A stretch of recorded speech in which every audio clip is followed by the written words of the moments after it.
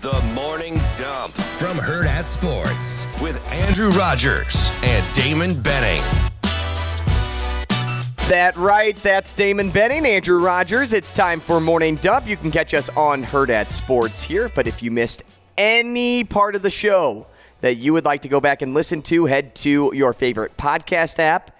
Go to Hail Varsity Radio, not Coffee and Cream. Don't be alarmed, though. We're hoping to mesh that here soon, and you can go check out any of the segments broken down and the full show there. Just wherever you get your favorite podcasts, head there, Hail Varsity Radio, Coffee and Cream. But for now, it's Hurrdat Sports, Morning Dump. And again, he's DB, Andrew Rogers. Happy to have you with us, and we love talking to you. We didn't get to everything on the show, but that's what the dump is for. And one of the things I wanted to touch on was the expansion of the receiving room. Once again, we talked a little bit on Monday about the addition of Zavier Betts and what he could mean and how he possibly solidifies the receiving core. But then you get IGC. You get Isaiah Garcia Castaneda back. He withdrew from the portal. And I'm going to start here, DB, and I'm going to be critical. This may not be popular, but I don't want to sit here, blow smoke, tell you it's great, fantastic, out of this world, awesome, because I'm still struggling to know all the facts. Did he leave because he got disinterested and didn't want to be a part of the Huskers program? Did he leave because of an injury? Did he leave for another reason? So I don't want to plant any thought in the head. But what I do remember is Mickey Joseph coming out and saying that he wasn't being treated as a number one, and he didn't like that. Mm-hmm. And that happened mid-season. Good on him for realizing that. He's a man that knows what he wants. And so I commend him for making the decision for him. No problem with it. But my point here is, don't just think you can now come back because there's a new coaching staff and think the same thing that made you leave last October. Don't just think you are instantly the number one receiver. Because Rule said it once, and I'll say it again. He wants guys on the team that want to play for Nebraska. It's why I'm ultimately happy Walter Rouse pieced out, because he wasn't all bought in. Hey, what's that? What is that again? Walter Rouse pieced out, kind of like Richard Nixon. Deuces. And, you know, even when things get hard, this is what I want people and athletes out there to realize. Even when things get hard or there's something you don't like, there's no quitting. And if it was a quit at the end of the day, that doesn't settle well with me.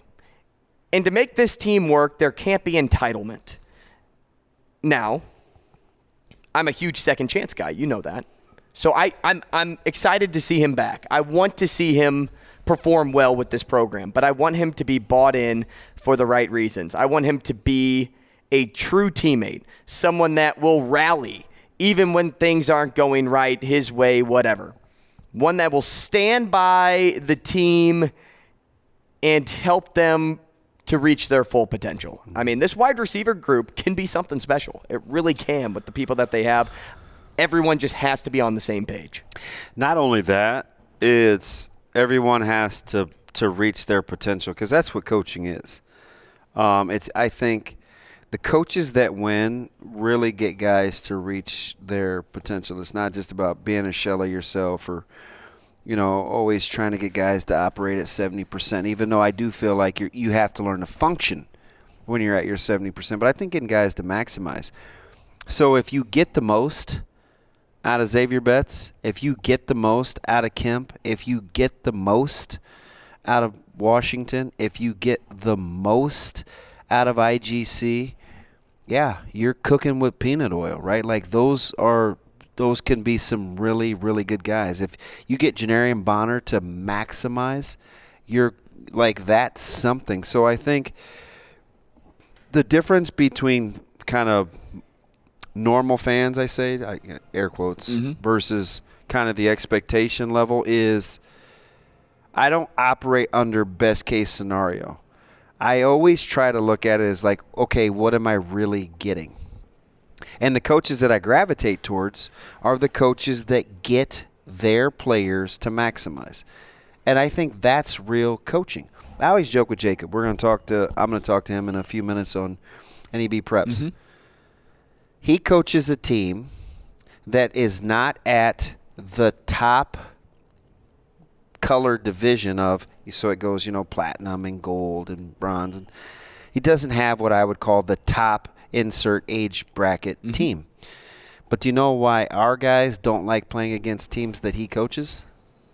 Because his guys maximize. And when his guys maximize and you don't or aren't, those are the teams that you don't want to play against. We know, I've seen the teams. We coach against the teams that are super, quote-unquote, star-studded. They have this guy, and this guy's being offered, and this guy has offers, and this guy has offers.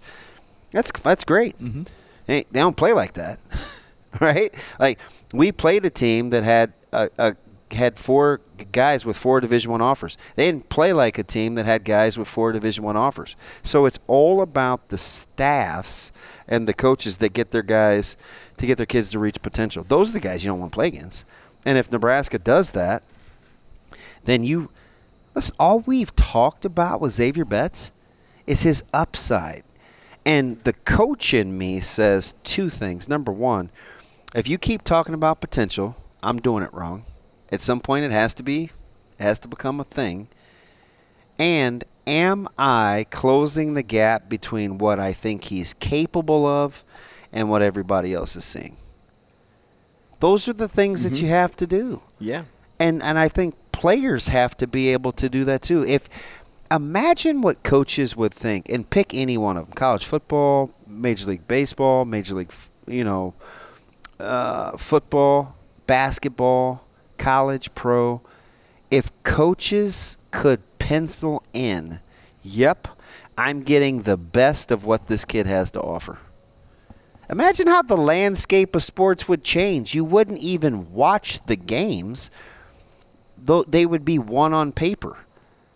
But there's the greatest human variable in the world, and that's human behavior. So can you get IGC to maximize? Remember, he's an enigma wrapped up in a riddle. What happened? I know you didn't feel good. You had some injuries. Do you think he opens up about that? I'd be curious. I think that would go a long way with his Does the fan base care? No, his internal maturity. Good call. Just taking the self-inventory. Yep. Because apparently Coach McGuire and that staff, and it's got to be spearheaded by Coach Rule, but to get 2 guys that have kind of been aloof, a little bit of an enigma, we wondered what was going on with them when they weren't playing, for them to want to come back into the fold and play for Garrett McGuire of all people. It's got to speak to Coach McGuire. It has to.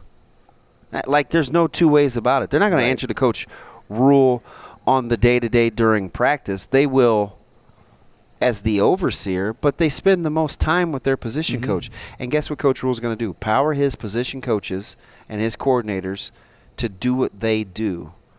And if that's the case, then in McGuire they must trust. And, we talk, like you said, Zavier Betts upside. And, I talked a little bit about IGC from the stance of what I know. I don't know enough to be critical with Zavier. I'm with you. So that's why I went that route there, because I don't want people at home being like, oh, why did you take your thoughts out on IGC, but you didn't talk about Zavier because of X, Y, and Z? Well, I just don't know. Yeah. And once I do know, then I can assess and reflect and figure out how I internally, like a sponge, soaked that all that information in. Right. But that's why I like having DB next to me, because he can help fill those gaps a lot. Well, this one's tough for me too, though. But you're a guy that knows him closely, right? I mean, you talking about ZB? ZB, yeah. Mm-hmm. Someone that we talked a lot about being a major addition to this room a day ago. And I think he can be. I think IGC can be too if they're all in for the right reasons. Like, that's the moral of my story, is being all in for the right reasons and playing for your teammate. But what I wanted to ask you, because we talked about Garrett McGuire more than I think we talked about Matt Rule, and now I'm starting to think this question really doesn't fit unless I change Rule's name for McGuire's. But I'm going to start with Rule's name, and you tell me if I should change it to McGuire in this case. What do you think Betts saw in Rule, and what do you think Rule saw in Betts to convince him to want to return? So what I think Betts saw in Coach Rule was the opportunity for a fresh start for a guy that appeared to clearly have a plan on how he wanted to win football games. Right? So I think Zavier spent a little bit of time listening on the periphery. He's on the outside. Hey, let me just watch this guy from afar. Let me hear what he has to say. Let me see what other people that have had interactions with him that were formerly on my team have to say. And then let me pit that against what I think I need. So that must have checked all the boxes. And what I think Rule sees in Betts is a guy that operates in the upper 99 or the upper 1 percentile of athleticism in the country. And remember, we talked about this a couple weeks ago, and we didn't break the news because it wasn't our news to break, But I do feel like the insight we had was, pretty rock solid, right? But anyway, I think Coach Rule sees Nebraska kids, what he wants to be as a coach, what he wants his staff to be with the young people versus what he just left, which is professional football, where sometimes you don't get a chance to ask how people's day was. Hey, is class okay? Hey, how's your girlfriend? Hey, is mom okay? Things like that I think play to Coach Rule's strengths. I know he's good X's and O's. I know he's good on O-line. I know he can understand defense. But in regards to personal life, I think he embraces that. I think that's part of kind of who he is. And I think those are the guys that he has on his staff. Now, I can't really speak to Coach Sack because I don't know the perspective like that, but I assume that he's in that same vein. So I think he sees a kid that he can help, and he thinks of some of the tough guys that he's had recruiting in Philadelphia or New Jersey, or having to set the tone in Waco, where there was basically zero tolerance in the public eye, right? Like, those are things that I think he's accustomed to doing, that he's comfortable doing, and I think Rule thinks he can make a difference, and that's what coaches think when they see talent. We all see those coaches that draft quarterbacks and take a reach in the first round because all coaches are alphas like that, and I think they think that they can rehab and get the best out of people. That's just why I think people coach. Hey, our poll question of the day before we wrap this thing up, DB, is actually poll trivia. We never got to it on the show. Without looking it up, which two NFL playoff teams have the most former Huskers on it? Your choices were Cincinnati or New York, Philadelphia or Cincinnati, New York or Dallas and Philadelphia. What do you think? I will take Dallas and Cincinnati. That's funny that you say that because 25.2. Well, actually, that wasn't even an option. It was Cincinnati and New York. I got to tell you, this phone is driving me nuts right now. Somebody's trying to call it, and I keep hitting end because it's out here, and I'm trying to turn it off, and it is nonstop calling right now. It's all good. That means it's time to take a break. You got business to handle. This isn't even my phone. This is the restaurant's phone. Tell them to figure it out. Like, I keep hitting end and watch it. It'll just pop back up. Look, it does it again. That's okay. But no, that actually wasn't an option. Dallas and Cincy. It was Cincy in New York, Cincy in Philly, Dallas in New York, or Dallas and Philly. Then I'll take Dallas and New York. Dallas and New York, 12.4% of the audience said that. That is actually incorrect. The popular vote was 48.7% in favor of Philly and Cincy. And that is also incorrect. Look at Shaner over there. What do you think? Out of the last two, Cincy and New York or Dallas and Philly? Dallas and Philly. It has to be Cincy and New York. Dallas and Philly. Good job, Shane. Thank you very much. I'll be here all day. I'll see you later. Each have 3 former Huskers right now, and that is Stoll, Juergens, and who's the third for Philly? Although they put Stoll on the move. Oh, good call. Okay, and then Giants have Nick Gates.